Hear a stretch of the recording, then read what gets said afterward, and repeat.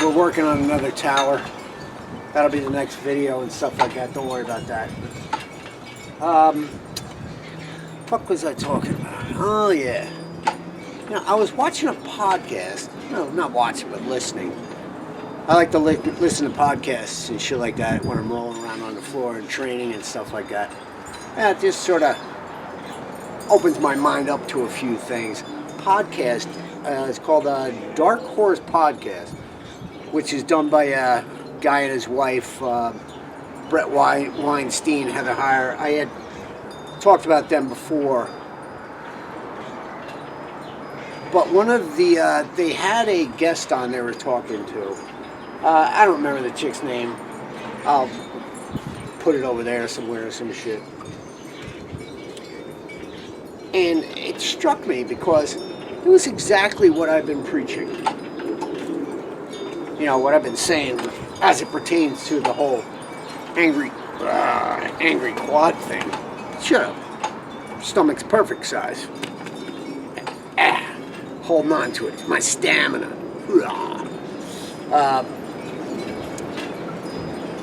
But the reason for the angry quad, and I have made a video about this before, of, you know, why I call myself the angry quad. But I think, you know, when I say something that's just whatever, some fucking jerk off saying some shit. But there's a reason for that. And I'm going to allow her to explain it. Because anger is an emotion. And it's a very, very important. Well, listen to this and then I'll finish up. Alright, I got some shit to do. I got some sanding and shit. Pharmaceutical problem. Yep, and I think courage can look a lot of different ways. I think from early on, besides that curiosity, anger was what helped me find my courage.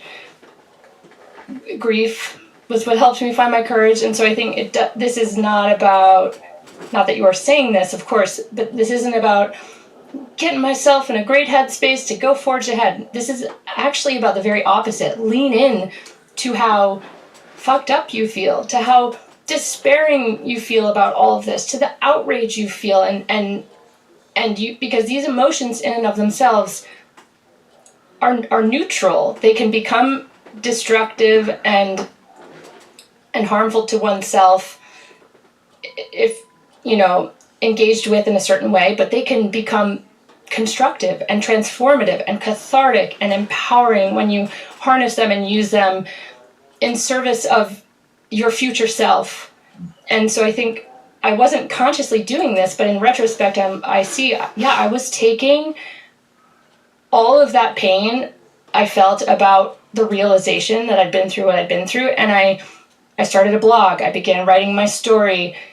I named the blog Recovering from Psychiatry. Eventually, I turned it into an offering for others because it was the only way I could survive it was to make something of it. See? What type of shit have I been talking forever about anger?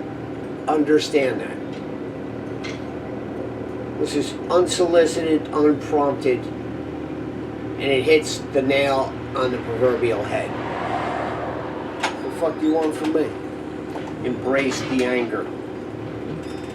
Embrace the anger. Embrace the disappointment. Embrace the confusion. And flip the script on that shit.